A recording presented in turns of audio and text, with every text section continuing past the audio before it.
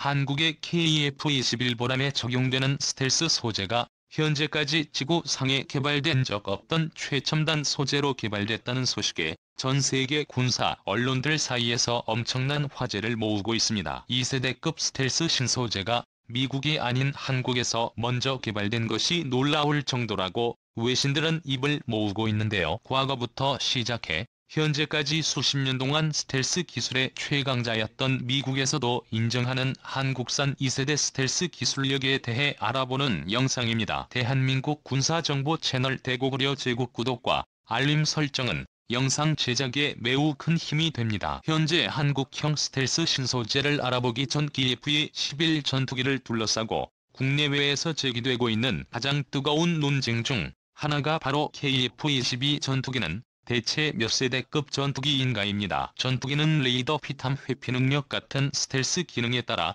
5세대 또는 4세대로 엄격히 구분됩니다. 반면 한국 항공우주산업처럼 KF-21의 개발 주체들은 블록1과 블록2가 4, 5세대, 블록4가 5세대로 구분지었는데요. 그동안 우리가 KF-21 보라매를 4, 5, 5세대라고 부른 까닭은 절반의 스텔스체 플랫폼으로 시작해 단계적으로 빠르게 5세대급 스텔스 전투기에 도달하는 진화 형식의 블록 체계 때문이었습니다. 따라서 KF-21의 동체 형상은 5세대급의 높은 스텔스기 형상을 갖추는데 이미 성공했죠. 즉 기체 형상이 정레이더 전파에 반사하는 최대한의 스텔스 기체 설계를 한국이 보유했다고 봐도 무방합니다. 그러나 최근 들어서도 한국의 스텔스 기술력은 완벽하지 않았습니다만 2011년 2세대급 스텔스 소재 개발로 인해 이제는 모든 게 해결되었습니다. 한국 항공우주산업은 KF의 11개 블록은 블록2까지는 유로파이터와 나팔 등 최신 기종의 레이더 반사 면적인 RCS 레이더 반사 면적 수치를 뛰어넘는다는 첫 번째 목표를 가졌는데요. 반면 228년 이후 블록 3에서는 무장창을 기체 내부로 매립해 미국 수준으로 스텔스성을 높인다는 계획을 진행 중입니다. 미공군의 애플 P-12 전투기는 00의 제곱미터의 RCS 수치를 자랑하며 F-35도 0.001제곱미터 수준의 비슷한 스텔스성을 자랑하는데요. KF-21은 블록 3까지 F-35와 동등하거나 높은 수준의 000제곱미터 RCS 수치를 보유하게 됩니다. 이러한 이유로 군사무기 칼럼들 사이에서는 KF-22 전투기를 4, 55세대로 소개하기보단 실질적인 5세대급 스텔스 전투기로 부르는 전문가들이 많습니다. 미국이나 중국 등 외부의 견제를 의식해 대놓고 얘기하지 않을 뿐 이미 최첨단 항전 장비의 스텔스 기능까지 겸비한 5세대 전투기라고 분석하고 있는 것이죠. 이러한 상황 속에서 국방과학기술연구회가 발표한 차세대 스텔스 소재 기술이 발표돼 세계의 이목을 끌었습니다. 국가과학기술연구회가 스텔스 RCS 수치를 극단적으로 낮출 수 있는 한국형 2세대 전자파 흡수 소재를 테스트했으며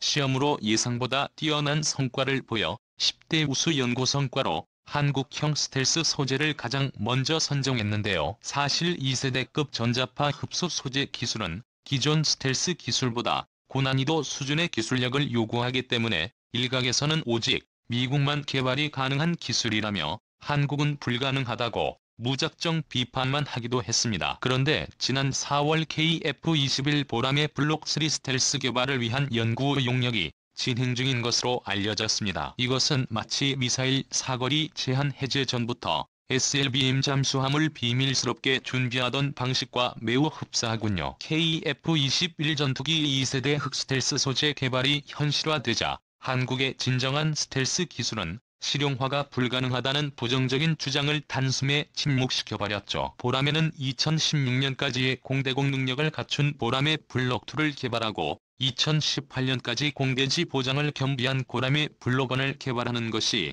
공식적인 일정이었습니다만 블록 3의 연구 용역이 예상보다 훨씬 빨리 진행된다는 것은 228년 이후 미국의 F-35 전투기처럼 진정한 5세대 스텔스 전투기나 그 이상의 5세대 전투기로 발전할 수 있도록 미리 연구하겠다는 뜻인데요. 여기에는 한국이 이번에 개발한 2세대급 스텔스 소재 개발에 엄청난 영향을 주었습니다. 2세대급 소재 개발 소식이 들려오자마자 국방내산 편성에서는 블록 3 개발이 공식적으로 성사되었고 한국 항공우주산업에서도 스텔스기 개발에 자신감을 불어넣었죠. 모두가 알다시피 한국군은 기술 개발 능률에 대해 굉장히 치밀하며 이성적입니다. 애초에 스텔스기 개발 가능성이 0%에 머물렀으면 과감하게 계획을 취소시키거나 다운그레이드 형식으로 성능을 저하시켜 현실적인 목표를 향해 달려나갔겠죠.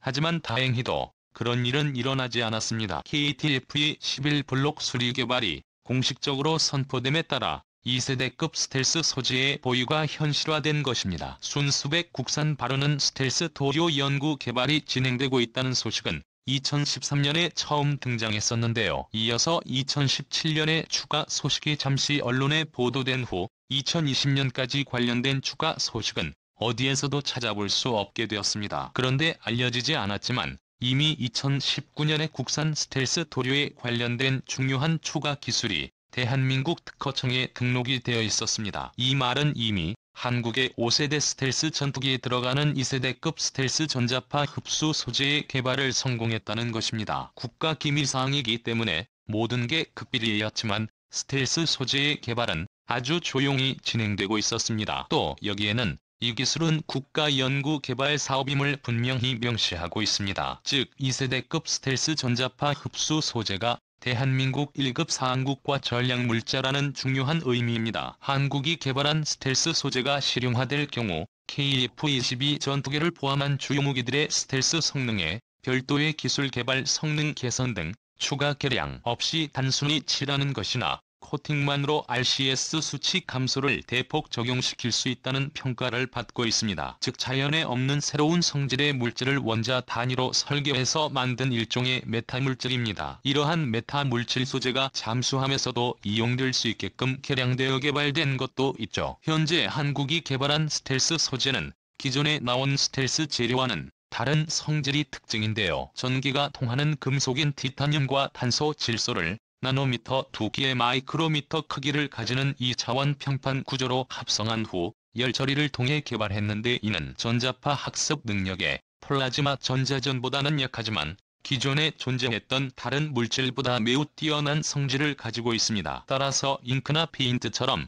K-11 전투기에 기체 보호하거나 코팅하는 형태로 사용할 수 있죠. 이러한 한국형 2세대 스텔스 소재를 55km 두께로 적층했던 2% 이상의 전자파가 차단됐습니다. 이것은 현재까지 세계에서 보고된 플라즈마 스텔스 방식을 제외한 스텔스 필름 분야의 소재 중에서 가장 우수한 성능입니다. 한국군은 KF-21은 물론 차세대 탱크인 케이스-리와 차세대 구축함 KDBX 2세대급 스텔스 소재를 적용할 것으로 알려지고 있습니다. 또한 한국이 개발한 스텔스 소재의 장점은 이뿐만이 아닙니다. 스텔스 형상을 지니지 않은 기존 전투무기에도 어느 정도 저피탑 능력을 부여할 수 있다는 것이 기존에 나왔던 소재들과 비교 불가한 장점이죠. 더 나아가 유사시 중국의 탄도 미사일에 따른 EMP 전자기 펄스 공격에 대응할 고정형 전자파 방어 구조물에도 이러한 2세대 스텔스 소재를 활용하는 방안도 이미 연구 중에 있습니다. 이처럼 한국이 개발한 새로운 소재 방식이 적용되어